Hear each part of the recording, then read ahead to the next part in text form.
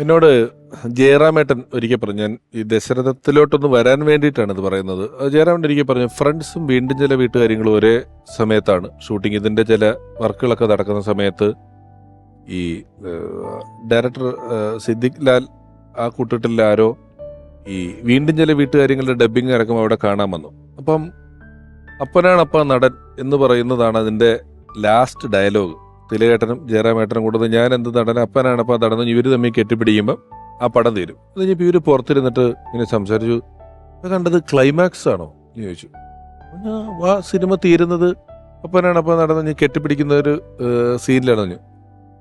അപ്പോൾ ഫ്രണ്ട്സ് പോലെ അപ്പോഴത്തേക്കൊക്കെ സിനിമയുടെ ക്ലൈമാക്സുകൾക്കൊരു ഇനം വേണം, ക്ലൈമാക്സിനൊരു വലിപ്പം വേണം, ക്ലൈമാക്സിൽ ഒരുപാട് സംഭവങ്ങൾ ഒത്തുചേർന്ന് അവിടെ വന്ന് എല്ലാം കൂടെ എന്നൊക്കെ ഉള്ളൊരു അവസ്ഥയിൽ എത്തിയിട്ടുണ്ടായിരുന്നു. ഞാൻ അതിലേറ്റവും അത്ഭുതം തോന്നുന്ന ക്ലൈമാക്സുകളിലൊന്നാണ് ഈ ദശരഥത്തിൻ്റെ ക്ലൈമാക്സ് എന്ന് പറയുന്നത്. അതൊരു വരിയിൽ വന്നിട്ട് ആനി മോനെ സ്നേഹിക്കുന്ന പോലെ മായ്ക്ക് എന്നെ സ്നേഹിക്കാൻ പറ്റുമോ ടിം, ഒരു സിനിമ ഒരൊറ്റ ക്വസ്റ്റ്യൻ മാർക്കിൽ തീരുകയാണ്. അതൊരു വലിയ എഴുത്തിൻ്റെ അത്ഭുതമാണ്. ഒരാളെ കൂടെ നമുക്ക് ഇങ്ങോട്ട് വിളിക്കേണ്ടതായിട്ടുണ്ട്. ലോഹിതദാസ് സാറ് സംവിധാനം ചെയ്ത അവസാന ചിത്രം നിവേദ്യം എന്ന് പറയുന്ന സിനിമ.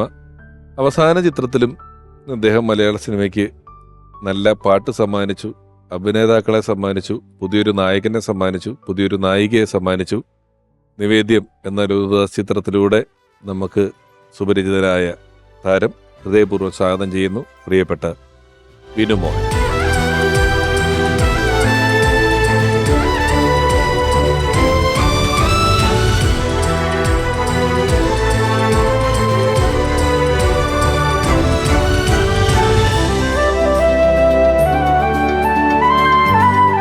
വിനു നമസ്കാരം. നമസ്കാരം.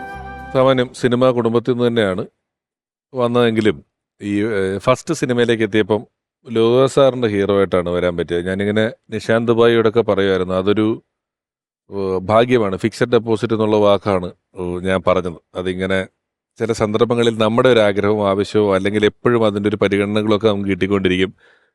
വിനു ലോഹിതദാസ് സാറിനെ ആദ്യമായിട്ട് കണ്ടതും എത്തിയതും എന്തായിരുന്നു അതിൻ്റെ പരിപാടി? സാറിനെ ശരിക്കും ഞാൻ ആദ്യം കണ്ടത് ഇപ്പോഴും അല്ല കേട്ടോ, കൊച്ചിന്നുള്ള സാറിൻ്റെ പടത്തെ ആകാശദൂതിൻ്റെ ഒരു ഓഡിഷന് പോയിട്ടുണ്ടായിരുന്നേ. അപ്പം ആകാശ് അന്ന് എനിക്കൊന്ന് ചെങ്കോലിൻ്റെ ആണെന്ന് തോന്നുന്നു, അവിടെ ആ ഗീതില് നടക്കുന്നുണ്ട്. അന്നാണ് സാറിനെ ഞാൻ ആദ്യമായിട്ട് കണ്ടിട്ടുള്ളത്.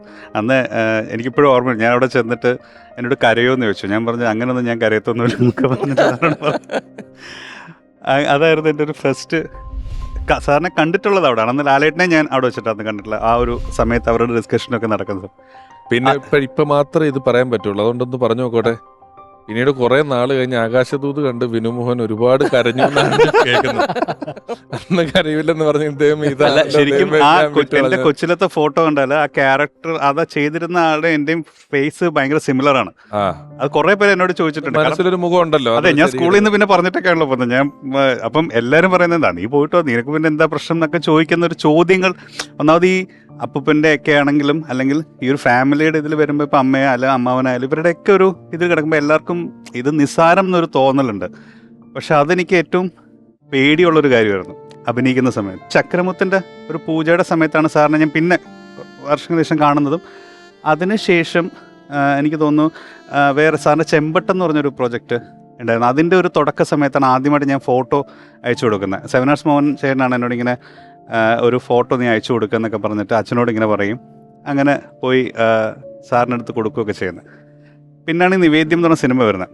അപ്പോൾ സാർ ആദ്യം എൻ്റെ അടുത്ത് വന്നിട്ട് അധികം ഭയങ്കരമായിട്ട് സംസാരിച്ചൊന്നുമില്ല. ആലുവ വീട്ടിൽ പോയിട്ട് സാറിനെ കണ്ടു.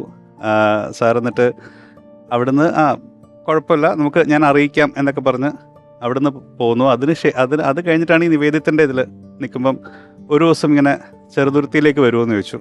ഞാൻ പറഞ്ഞു ശരി ഞാൻ വരാം. എനിക്കൊന്ന് അന്ന് അതിൻ്റെ കമ്പോസിങ് തുടങ്ങിയിട്ടില്ല, നിവേദ്യത്തിൻ്റെ സ്റ്റാർട്ടിംഗ് ആണ്. ആദ്യം വന്നിരുന്നപ്പോൾ സാറ് പറഞ്ഞെന്തെന്നറിയോ, ഞാൻ പറഞ്ഞ് നിന്നെ സത്യം പറഞ്ഞ് എനിക്ക് വിളിക്കണമെന്ന് തോന്നിയില്ല. ഞാൻ പറഞ്ഞു അതെന്താ? അല്ല ഒന്നാമത് ഇപ്പം എല്ലാവരും ഇപ്പം എനിക്കൊന്ന് നിഷാന്തേട്ടനൊക്കെ ചിലപ്പം ആദ്യത്തെ സമയത്ത് പറഞ്ഞു വേറൊരു സ്റ്റാർ, നീ ഇപ്പം സിനിമയെക്കുറിച്ച് അറിയാം, സിനിമയെ നന്നായിട്ട് മനസ്സിലാക്കുന്ന ഒരാളാണ്, ഫാമിലിയിലുള്ള ഒരാളായതുകൊണ്ട് സിനിമയെക്കുറിച്ച് നിനക്ക് ധാരണകളുണ്ടാവുമല്ലോ. അങ്ങനെ ഒരാളെ എനിക്ക് ചിലപ്പം ശരിയാവില്ല എന്ന് സാർ ആദ്യം പറഞ്ഞു. പിന്നെ എന്നോട് സംസാരിച്ച് കഴിഞ്ഞപ്പോൾ ഞാൻ പറഞ്ഞു അങ്ങനെ ഒന്നും ഒരിക്കലും വിചാരിക്കരുത്, എനിക്കൊന്നും അറിയത്തില്ല എന്നൊക്കെ പറഞ്ഞു. അത് കഴിഞ്ഞിട്ട് അന്ന് അവിടെ ഇരുന്ന് ഞാനും പൊട്ടനാണ്. ഇവിടെ ഒരു പൊട്ടൻ കഴിഞ്ഞിരിക്കും. അല്ല സത്യം എനിക്ക് അത് പെട്ടെന്ന് ഒട്ടും പുള്ളിക്ക് ഒട്ടും മോൾഡഡ് അല്ലാത്ത ഒരാൾ വേണം, അതിനെ പിന്നെ വേണം മോൾഡ് ചെയ്യാൻ. അതാണ് ഏറ്റവും രസമായിട്ടുള്ള കാര്യം. അത് കഴിഞ്ഞിട്ട് സാറ് ചോദിച്ചാൽ ശരി. അപ്പം ഞാൻ വന്ന് കഴിഞ്ഞ് കുറച്ച് കഴിഞ്ഞ് സാറ് ഉറങ്ങുമായിരുന്നു. എഴുന്നേറ്റ് ഉച്ചയ്ക്ക് വന്നിട്ടാണ് ഇതൊക്കെ പറയുന്നത്. കുഴപ്പമില്ല. പിന്നെ ആ ഫോണിൽ സംസാരിച്ചതിൻ്റെയൊക്കെ ആയിരിക്കും സാറ് വരാൻ പറഞ്ഞു. അങ്ങനെ ഇരുന്നിട്ട് സാറ് ചോദിച്ചു നീ പാട്ട് പാടുമെന്ന് ചോദിച്ചു എന്നോട്. ഫസ്റ്റ് ചോദിക്കുന്ന ചോദ്യം അതാ. ഞാൻ എൻ്റെ മനസ്സിൽ ഞാൻ പാടാനല്ലല്ലോ, ഞാൻ അഭിനയിക്കാനല്ലേ വന്നത്, പിന്നെ ജയമേ പാട്ട് പാടുമോ? ഞാൻ പറഞ്ഞു സാർ അതെന്താ പാടും, കാരണം നമുക്ക് പാട്ട് അറിയാത്ത കാര്യത്തിന് നമുക്ക് ഒരു പ്രശ്നം, ഒരു ധൈര്യം ഉണ്ടാവുമല്ലോ. ഒരു കാര്യം പണ്ടൊന്നും കരയാൻ അറിയാൻ പാടില്ല എന്ന് പറഞ്ഞതിന്റെ കിടക്കട്ടെ, ഇനിയൊന്നും ഞാൻ അറിയത്തില്ല ചെയ്യില്ല എന്ന് നമ്മൾ പറയില്ല. അല്ല ഉറപ്പായിട്ടും അങ്ങനെ സാറിനോട് ഞാൻ പാട്ട് പാടും. എൻ്റെ കഷ്ടകാലത്തിനും ഞാൻ പക്ഷേ നല്ല കാലത്തിനാണോന്ന് എനിക്കറിയില്ല കേട്ടോ. ഞാൻ സാറിൻ്റെ മുമ്പിൽ പ്രമദവനം പാടി. ആലോചിച്ച് നോക്കും. സാറ് 2 മിനിറ്റ് കേട്ടെടുത്തപ്പോൾ നടനൊന്നുമല്ല, ചങ്കൂറ്റത്തുമേല. അപ്പൊ സാറ് കുറച്ചു നേരം നോക്കിയിരുന്നു, ഭയങ്കര ചിരിയായിരുന്നു. അപ്പൊ ഞാൻ വിചാരിച്ചു എന്ത് പറ്റി. അപ്പം പക്ഷെ എനിക്കൊന്ന് അതാണ് സാറിന് സത്യം പറഞ്ഞ സാറിനോട് എനിക്കും സാറിനോട് ഒരു ഭയങ്കര സാറിന് അത്ര ഒരു അടുപ്പം പോലെ എന്നോട് സംസാരിച്ചു തുടങ്ങിയത് അതിനുശേഷം. നിനക്ക് സിനിമയെ പറ്റിയും പാട്ടിനെ പറ്റിയൊക്കെ ഏതാണ്ട് അറിയാന്നുള്ള ആ ധാരണ കൂടുതൽ നന്നായി പോയെന്ന് ഇതോടുകൂടി പ്രമദവൻ അവിടെ ഇരുന്ന് പാടിയതോടുകൂടി ശരി. അതാണ് സാറിൻ്റെ അടുത്ത് വന്ന അത് സാറ് ഭയങ്കര ചിരിയായിരുന്നു. അതിനുശേഷം പിന്നെ എന്നോട് എനിക്കൊരു ഒന്ന് ഫ്രീ ആയി. അതാണ് തുടക്കം. അതിനുശേഷം അറിയിക്കാം എന്നൊക്കെ പറഞ്ഞ് വിട്ടു. ആ ഒരാഴ്ച കഴിഞ്ഞപ്പോൾ സാറ് പറഞ്ഞു ഫ്രീ ആണെങ്കിൽ ഒരു കുറച്ച് നാൾ നിൽക്കാവുന്ന രീതിയിൽ പോരേന്ന് പറഞ്ഞു. അപ്പോഴും എന്നെ നീയാണ് അഭിനയിക്കാൻ പോണത് ഒന്നും എന്നോട് പറഞ്ഞിട്ടില്ല. അങ്ങനെ ഞാൻ ചെറുതുരുത്തി വന്ന ആദ്യത്തെ ഒരു 2 ദിവസം കഴിഞ്ഞിട്ട് 3-ാമത്തെ ദിവസം എന്നെ പാട്ട് പഠിക്കാൻ വിട്ടു. ഞാൻ പറഞ്ഞു അപ്പോഴും ഇനി ഞാൻ പാടിയതിൻ്റെ സാർ ഇനി എന്നെ പാടിപ്പിക്കും, ഇതൊന്നും എനിക്കറിയാം. പാട്ട് പഠിക്കാൻ പറഞ്ഞിട്ട് ചെറുതുരുത്തിലൊരു മാഷിൻ്റെ അവിടെ വിട്ടു. കണ്ണ് കുറച്ചും കൂടെ ബ്രൈറ്റ് ആവണമെന്ന് പറഞ്ഞിട്ട് കണ്ണ് സാധകം ചെയ്യാൻ അവിടെ കലാമണ്ഡലത്തിനടുത്ത് തന്നെയാണ്. അപ്പോൾ ഇതൊക്കെ എൻ്റെ റൊട്ടീൻ ഇതാണ്. രാവിലെ 5 മണിക്ക് എഴുന്നേൽക്കുക. ഇവിടെ ഇപ്പോൾ എന്തിനാണ് ഞാൻ പാട്ട് പഠിക്കുന്നത് എനിക്ക് സത്യം പറഞ്ഞാൽ അറിയില്ല. കുറേ 2-3 കഴിഞ്ഞപ്പോൾ സാറ് വിളിച്ചിട്ട് അന്ന് സ്വരങ്ങളൊക്കെ ഒന്ന് പാടിയേ, ഇല്ല ശരിയായില്ല ഇനിയൊന്നും ആവണം എന്ന് പറയുന്നുണ്ട്. അത് കഴിഞ്ഞിട്ട് ഒരു സമയത്താണ് അത് കഴിഞ്ഞ് ഓൾമോസ്റ്റ് ഈ നായികയ്ക്ക് വേണ്ടിയുള്ള അന്വേഷണങ്ങൾ നടക്കുന്നുണ്ട്. ഫോട്ടോസ് നായികയുടെ നോക്കുന്നുണ്ട്.